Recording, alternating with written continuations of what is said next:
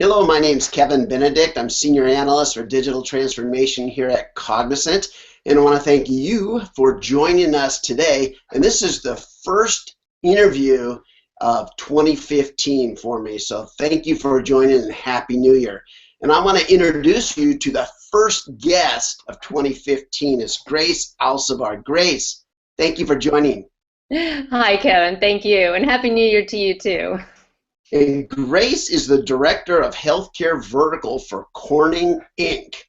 And she is also an expert in the area of digital transformation. In an area we've never talked about is we're really going to focus right now today on infrastructure. Because for a lot of us, digital transformation is represented with mobile phones and, video, streaming video and mobile apps, that kind of thing. But there's a lot that goes on behind it. So again, Grace, thank you for joining us. Where are you calling from? Well, I'm calling from my home this morning. I live right in Washington, D.C., so right in Adams, Morgan. It's nice here. We're having a bit of a heat spell here. We're up in the mid-50s for some reason or the other. Nobody really knows why. Weather forecast was supposed to be some sort of snow. And yesterday a bunch of us were hanging out in shorts, so I love it. I love awesome. it. I've had snow here for several weeks here in Boise, Idaho. I'm wearing my warm flannel, but freezing rain here this morning. So again, thank you for joining us today. Before I get going, I've been having breakfast here. Do I have any blueberries? No, I don't. No blueberries in my tea. Yeah, I just you want to pretty much got them, yeah. yeah, before anybody sees this. That's so funny. So, Grace, talk to me about digital transformation and Corning. Now, how do you see this whole digital transformation that's shaking up so many different industries with mobile apps and all big data and so much data going back and forth? How does that impact a giant like Corning? That's a good question. I mean, so Corning Incorporated, whenever you talk about Corning, everybody talks about, oh, wow, Corningware, right? I mean, is that what you guys do? So, the brand name Corningware is so popular, it's so famous, which kind of tells you something about the company. It was an amazing product. It was an unbreakable dish, basically, that was a component. It was a mix of glass and some other materials. So Corning has kind of made its name on being this material substance provider. They kind of provide the stuff that goes into other things. And part of that stuff, specifically on the glass side, is fiber. Corning is one of the largest manufacturers of fiber worldwide. And fiber for telecommunication networks, right? And so what they've done, and a lot of people don't think of Corning in this way, as we're really an infrastructure provider. That one of our goals here, corporate wide, is we really want to enable all kinds of technologies, and specifically in the wireless group, which is the group that I'm specifically in. Okay. We do fiber-enabled distributed antenna systems, and so basically what that is, the extension of cellular coverage in very, very large venues. But it's more than that. We're looking at all kinds of things that we can do with glass, right? Because if you think about it, glass, and that's how fiber is made, right? Fiber is just a very, very, very thin little thing of glass, and you think this, you see this little cable, and you think, okay, well, what is so great about that? What's great about it is that it allows you to send data, any type of digitized data, which is the digital transformation piece, like 1,000 times quicker than what is in the majority of our infrastructure base, right, which is coaxial cable. And so Corning's vision is to really drive fiber everywhere we can, right? We've seen huge uptake in our carrier space this year. We've been very successful in our fiber space. And when the carriers start doing it, and they start doing it everywhere, then what we're definitely hoping is that gets transformed into the enterprise, right? So I have a scenario. I'm a big fan of Boise State, the 2015, or I should say 2014, because it was December 31, Fiesta Bowl championship. So when we go to Okay, the good game, orange, and I love that color. It's good, very bright. yeah, so when I go to the Boise State Broncos games and I want to send somebody a photo from the stadium, it goes nowhere. Bingo, right. Because everybody's in that stadium and I can't get anything to go out. I can't send Facebook, Instagram, anything. So what could you do to help that kind of situation? Well, we can do a lot. We can do a lot. I mean, one of the things that actually we recently did is we partnered with IBM. And that's Corning kind of has a business model. We partner with all kinds of system integrators. Mm-hmm. And what we did is we basically we've redone the Texas A&M football stadium. I mean, this Really? is one of the, yeah, it's huge. I mean, it's one of the, and I didn't really know this until we started getting involved. It's one of the largest college football stadiums, period. It's huge. It's greater than 100,000 people. That's bigger even than Bronco Stadium here in Boise. It's bigger than the Broncos. It's bigger than Boise. You know, I mean, it's enormous, right? And it's incredible. You think about all those people in the same place, wanting to send a picture, wanting to text, wanting to tweet, wanting to send their pictures to Instagram. They just get stalled, right? It just doesn't go anywhere, right? So what we did is we partnered with Let's start off, Grayson, but just saying, why doesn't it go anywhere? What's the problem? Well, the problem is that typically your Wi-Fi devices, right? Because everything's Wi-Fi enabled these days, right? That has to go to an access point, right? And access points, it has to have a very dense design. You need a bunch of them, but they have to be interconnected with something. They have to have power, right? And so what happens is there's only all those small access points have to be interconnected with some sort of wiring, and it has to go to a telecommunications closet. If you go inside these telecommunication closets, sometimes they literally look like mini data centers, right? There's so much stuff in there. There's so much cabling. There's so much like switches. There's so much stuff that has to receive the signal and transform it up to like a cell tower, okay? Yeah. That it's done. It's dense. I mean, like at a certain point, you just can't fit anything anymore in there, and it's very difficult to do moves, adds, and changes. So after a certain point, you just get glutted, okay? And the reason it doesn't go anywhere is as more people use all this data and they use all their mobile apps, because if you think about how many different mobile apps are really starting to use some of the native technology in your devices, the data starts increases, the access points have to get increased, and then what you do is you have to increase the bandwidth on the telecom closet and on up to the cell site, and at a certain point, you just can't do it anymore. Right. With the coax stuff that you've got and with the infrastructure you've got. So these enterprises and college stadiums and large public venues, like shopping malls and stuff, they go to their vendors and they're saying, what can we do? And basically there's typically a new version of something. But the real base problem, I mean, there's always a new version of a switch or something that you can add, it condensed and all that stuff, because we all know that hardware is getting very condensed, getting very digitized, very smaller. Right.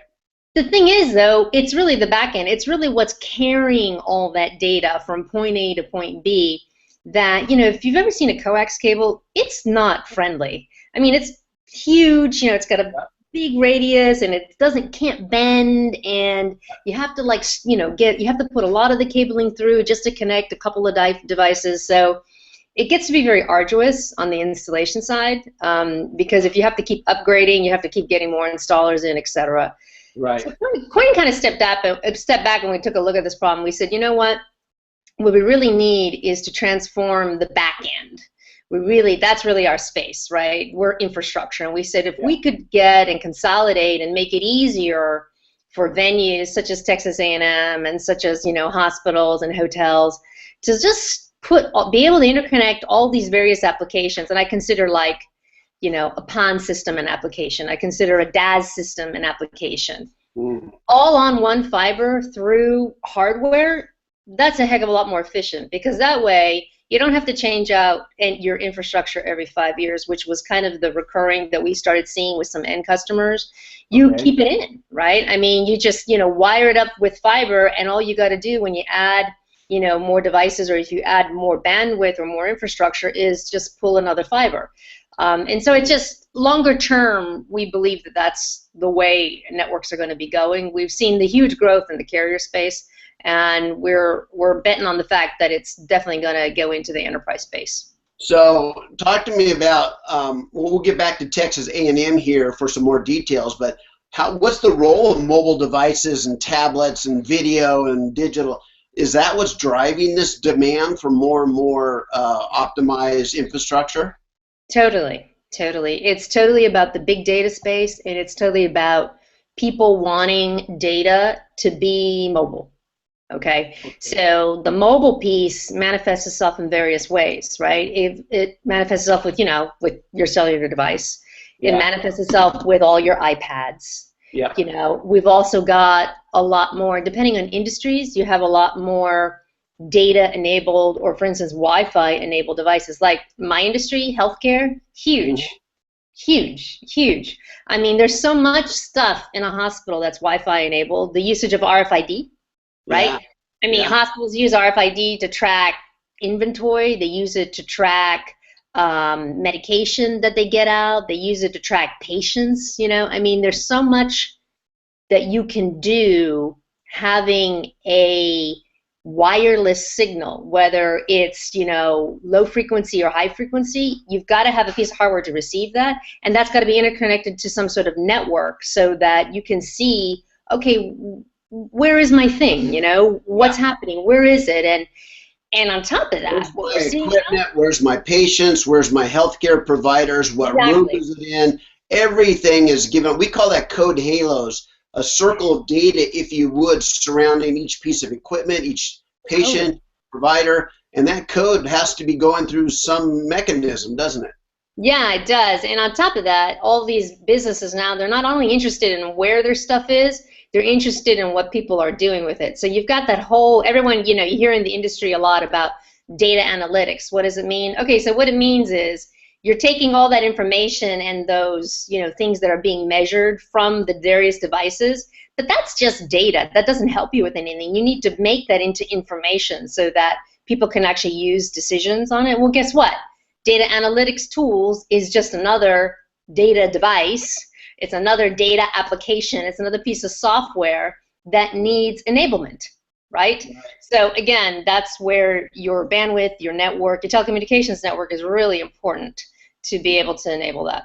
Wow, and as more of the Internet of Things moves out into each new industry or different industry and continues to expand, I'm sure the demand for additional data will simply increase from there. Yeah. And the other thing too, like something as an example, the density of some of these files is increasing too, because if you just look at it with digital photography, I remember when, you get like the little cool pics, and all that stuff. Now, if you've actually got like a high-end, like a Canon or a Nikon camera, and you try and upload one of those pictures, it's taking forever. Like you're like, you're churning, That's because the density and the pixels and the technology have increased to the point of, with the whole manifestation of like HD, and super HD and all that means your files get a lot fatter. And when they get fatter, that means that you need more data, you need faster data enablement, because you don't want to wait until the thing uploads, right? Right. You're waiting for your radiology. You don't want to wait for it. You've got to hurry up and get the picture so you can see what's wrong, right? So now let's take it back to the scenario of 100,000 fans going to Texas A&M Stadium, carrying their device, and everybody wants HD video or photos. Yep. What was the actual problem that Texas A&M Stadium was looking to solve by bringing in Corning fiber? Well, they were working very closely with our partner IBM, and what they were looking to do is they really wanted to do an upgrade of their stadium to include audio-visual, right? They wanted to put all kinds of TVs everywhere so that no matter where you were physically in the stadium, you could always see what was going on. They also wanted to enable all the ticketing wirelessly, right? And they wanted to do the tracking that way. So there was a lot of point-of-sale applications. They also wanted to, they had a lot of security too, right? They have a lot of, that's another big thing. Security cameras are everywhere, right? So Right. not only for the players, but for the audience, for safety, for everything. And so those security cameras were IP enabled, okay? And they wanted to also really create a very sort of intense Wi-Fi network so their customers, the fans, right, could come and text and tweet and and they could do all sorts of really cool applications on top of that, right? They wanted to be able to do follow the fan, and they want to be able to be able to follow the players and all that stuff. So they were looking to do a big upgrade, and they were just kind of saying, okay, why don't we just kind of go the regular route, which is they were going to go with their sort of the typical infrastructure. Right. But the other problem was, this is something that's sometimes overlooked. Game day is one day out of 365 days, right? But on day two, when the game is over, there's nobody there, right? So the investment is like, wow, I'm going to put all this stuff, right? And then I'm going to use it for just a few days, because basically the actual game days are, I think it's 10 or something like that throughout the season. What do they do on day two, right? So what happened was we were able to get in there with IBM. And because we told them, we said, look, if you go a different route, which is do a fiber-enabled infrastructure, where basically if you put everything on a fiber network, you'll be able to put all these applications on, right? And you really don't need, you're going to be basically going to have unlimited bandwidth for a really, really long time, right? I mean, we just really going to have for a really, really long time. I mean, we're not going to say forever, but Right. they're not going to need to change out every 5 years the way they were looking to do because of the data, right? Right. On top of that, you'll be able to, because it's fiber, the software that ourselves and also IBM also uses for several other applications that they enabled with Texas A&M, you can actually see very closely which network devices are on and which are on, and you can manipulate them for higher density areas, not only during the game, but on day two, you can switch that bandwidth over to somewhere else in the university, right? Wow. So you'll be able to reuse your technology and all this investment in a really, really smart way, and you're able to do it via software. You don't necessarily have to physically go out and redo the network physically. It's all based on the software, that enables all this. So on game day, they could, when it's not game day, they're sharing the capacity across the whole university. On game day, they can focus it more on the stadium. Is that how I understand it? Is that correct? Absolutely, wow. Absolutely. And because of the size of the of the stadium, right? We've had to do this in several phases. Yes. But it's been, several of our execs went on game day, with several of our key implementation people, and they said there was not a hiccup whatsoever, right? I mean, they were able to enable everything pretty well, and fans love it. The Texas A&M loves it. So we're pretty excited about it. We're pretty excited about what it does, but it's, it's infrastructure. People don't really think about it. They just think about the application side, right? So that's where it stands. This is terrific, because as you just pointed out, rarely do we think about what it really takes. We just think no matter what we put on our phone, the cell tower should be able to support it. And then we get to our stadiums and they can't or the malls or these other places simply aren't the connectivity. But all this digital transformation drives this need for infrastructure change behind the scenes as well. Yeah. So I thank you so much, Grace, for educating us and sharing with us today. Oh, it was my pleasure, Kevin. It was great. When I met you at the conference, and I got all excited about talking about what we can do for this, it was the type of thing, I go to all these conferences like you do, and I'm like, everyone's talking about applications. Nobody's talking about infrastructure. Man, how do we get the word out? So I was pretty excited when you asked me to do this. So anytime you need something, let us know. Awesome. Thank you so much, Grace. Thanks, Kevin. Have a great day. Bye.